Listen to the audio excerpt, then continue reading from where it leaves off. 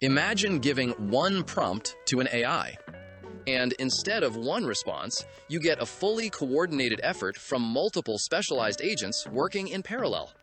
That's exactly what subagents in Codex bring to the table.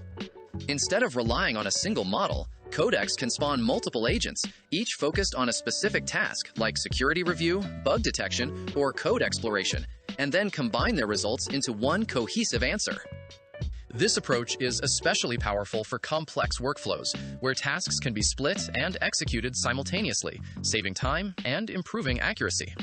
What makes it even more interesting is the ability to create custom agents, each with its own instructions, model configuration, and even sandbox commissions.